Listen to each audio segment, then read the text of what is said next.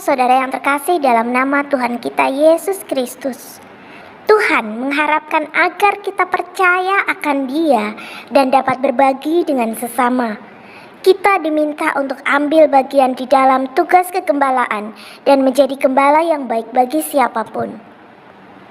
Menjadi gembala berarti berani meninggalkan segala kenyamanan diri oleh keterikatan dan menjadi pribadi yang lepas bebas untuk membela diri dan memberi diri dalam keterlibatan dengan orang yang lain. Tugas seorang gembala adalah belajar mengenal satu persatu tentang diri, kesulitan, kekurangan, dan kelebihan yang suatu saat akan menjadi kekayaan bersama.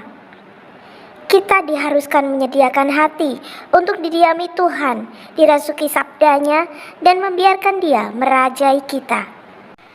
Berbahagialah orang yang mendengarkan sabda Tuhan dan tekun melaksanakannya. Tidak cukup bila kita hanya menjadi pendengar, tetapi kita juga menjadi pelaku firman. Dalam pengalaman hidup, Yesus tidak hanya bersabda, tetapi juga melakukan kebaikan. Sabdanya diteguhkan dengan perbuatannya. Sabda dan perbuatannya adalah satu kesatuan.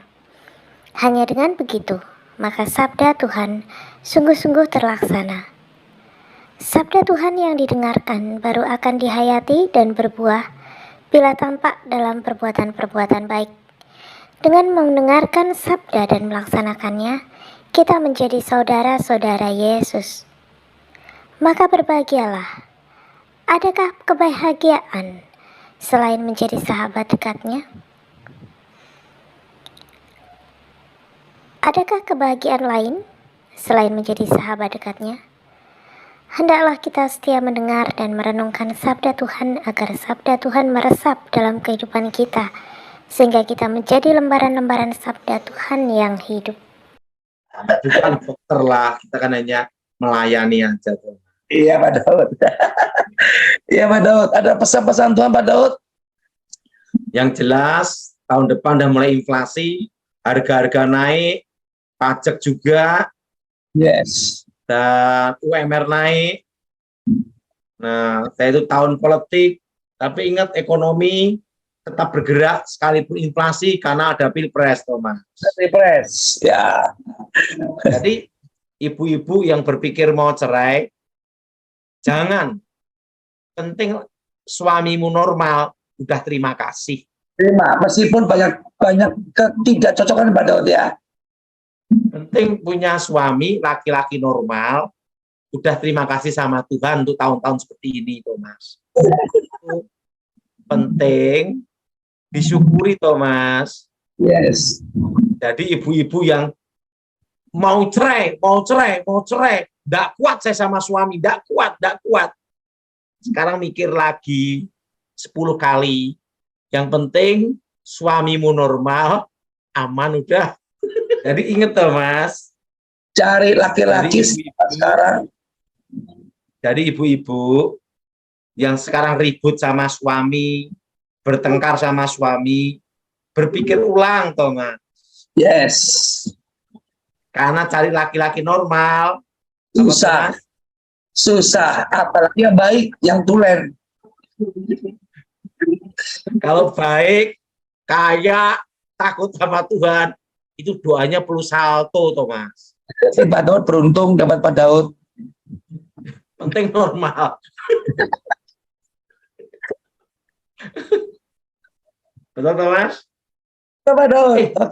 Yang ada kisah nyata, Thomas. Pak Daud. Itu kejadian di Malang. Waktu itu berapa puluh tahun yang lalu, Thomas. Ada ibu-ibu umurnya 35-an, Thomas. Dan salah satu penatua, Thomas. Majelis lah, Thomas. Konseling sama saya. Dan sudah menikah. Nah, waktu itu ngomong, Pak Daud, percaya enggak Pak Daud? Saya ini masih perawan. Kaget saya, Thomas. Dia konseling sama saya, masih perawan, Pak. Loh, ibu sudah menikah. Oh, udah berapa tahun menikah, kok masih perawan? Kan aneh, Thomas. Ya. Suami saya tidak nyentuh sama sekali. Loh, kenapa, Bu? Suami saya homo. Gimana Pak Daud? Saya majelis dan pernikahannya diberkati gereja. Gimana Pak Daud? Wah, pusing aku, Bu. Nggak bisa jawab aku, Thomas. Pusing aku. Betul, Thomas? Karena Pak Daud bagian kesetanan ya Pak Daud ya, bukan bagian kelainan. Saya jawab. Saya bisa jawab, Thomas.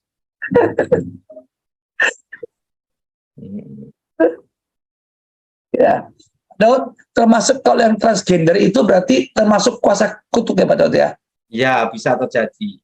Tapi bisa juga anak transfer spirit pergaulan, Thomas. Oh, transfer spirit. Ada banyak hal, Thomas. Oh, yes. Oke. Siap.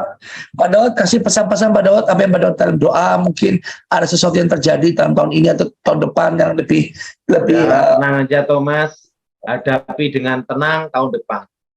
Hadapi dengan tenang. Segala perkara dapat kutanggung di dalam Dia, Thomas. Amin. Oke, Thomas. Shalom saudara yang terkasih dalam nama Tuhan kita Yesus Kristus. 2000 tahun silam atau sekira tahun 30 Masehi, Yesus menyampaikan khotbah tentang akhir zaman. Khotbah itu disampaikan kepada 12 muridnya 3 hari menjelang Yesus diserahkan untuk disalibkan. Antara lain, bait Allah akan diruntuhkan, permulaan penderitaan, siksaan yang berat, dan Mesias-Mesias palsu. Kedatangan anak manusia, nasihat supaya berjaga-jaga, dan lain-lain. Dalam Matius 24. Sesudah itu Yesus keluar dari bait Allah lalu pergi. Maka datanglah murid-muridnya dan menunjuk kepada bangunan-bangunan bait Allah. Ia berkata kepada mereka, "Kamu melihat semuanya itu? Aku berkata kepadamu, sesungguhnya tidak satupun batu di sini akan dibiarkan terletak di atas batu yang lain. Semuanya akan diruntuhkan." Ketika Yesus duduk di atas bukit Zaitun, datanglah murid-muridnya kepadanya untuk bercakap-cakap sendirian dengan dia. Kata mereka, "Katakanlah kepada kami bila manakah itu akan terjadi dan apakah tanda kedatanganmu dan tanda sesudahan dunia?" Jawab Yesus pada mereka, "Waspadalah supaya jangan ada orang yang menyesatkan kamu, sebab banyak orang akan datang dengan memakai namaku dan berkata, 'Akulah Mesias,' dan mereka akan menyesatkan banyak orang. Kamu akan mendengar deru perang atau kabar-kabar tentang perang. Namun berawas-awaslah, jangan kamu gelisah, sebab semuanya itu harus terjadi. Tetapi itu belum kesudahannya, sebab bangsa akan bangkit melawan bangsa, dan kerajaan melawan kerajaan. Akan ada kelaparan dan gempa bumi di berbagai tempat. Akan tetapi semuanya itu barulah permulaan penderitaan menjelang zaman baru. Pada waktu itu kamu akan diserahkan supaya disiksa, dan kamu akan dibunuh, dan akan dibenci semua bangsa oleh karena namaku. Dan banyak orang akan murtad, dan mereka akan saling menyerahkan dan saling membenci. Banyak nabi palsu akan muncul dan menyesatkan banyak orang.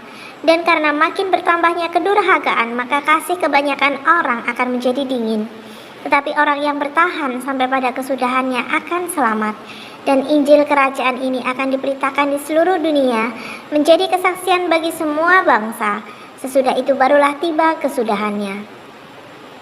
Jadi apabila kamu melihat pembinasa keji berdiri di tempat kudus menurut firman yang disampaikan oleh Nabi Daniel, para pembaca hendaklah memperhatikannya. Maka orang-orang yang di Yudea haruslah melarikan diri ke pegunungan. Orang yang sedang di peranginan di atas rumah, janganlah ia turun untuk mengambil barang-barang dari rumahnya. Dan orang yang sedang berladang, janganlah ia kembali untuk mengambil pakaiannya. Celakalah ibu-ibu yang sedang hamil atau yang menyusukan bayi pada masa itu. Berdoalah supaya waktu kamu melarikan diri itu, jangan jatuh pada musim dingin, dan jangan pada hari Sabat. Sebab pada masa itu akan terjadi siksaan yang dahsyat seperti yang belum pernah terjadi sejak awal dunia sampai sekarang, dan yang tidak akan terjadi lagi.